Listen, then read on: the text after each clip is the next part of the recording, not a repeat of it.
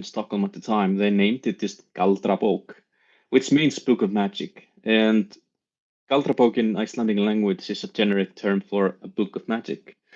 But it has, all kinds of magic. A lot of it has to do with protecting yourself on sea, on land, or while you're traveling, or protecting you against other magic, or how to win a girl's love. And you even find various curses, like how to curse your enemy with farts. If you really hate your neighbor, you know what to do. That's a very good question. Well, Joseph, when he was here, Joseph from Hildir, he went to the Árni Magnússon Institute where they keep all the manuscripts. And his friend who works there, who is assistant professor, Haukur Þorgeirsson, he casually showed him this manuscript.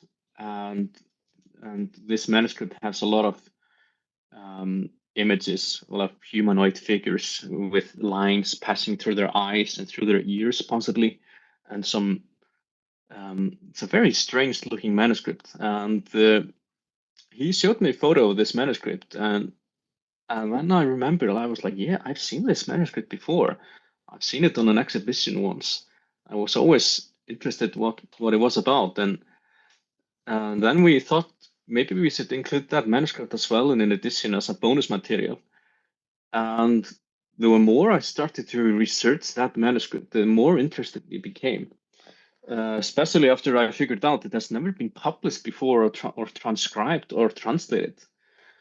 And then I found this note that came with the manuscript, which Árni Magnússon, this manuscript collector, received in 1697.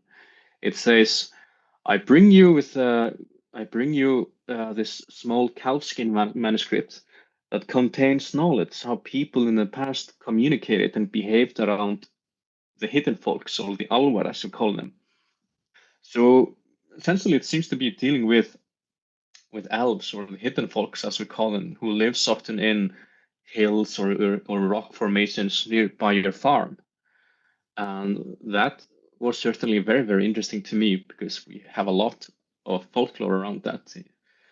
And so this manuscript is, to my mind, even more interesting than Galdrabók because it's very Icelandic. It's based very much on Icelandic folklore.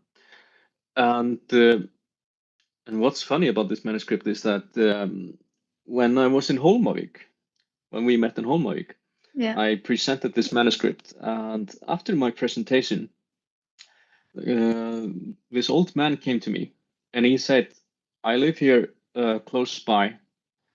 You have to come to my home. I have something for you that I need to give to you. And I was interested. I came to his home. And what he did, he gave me an exact replica of Járðskinna.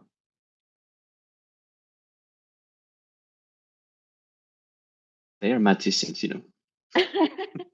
they are magic is greatly associated with this area, and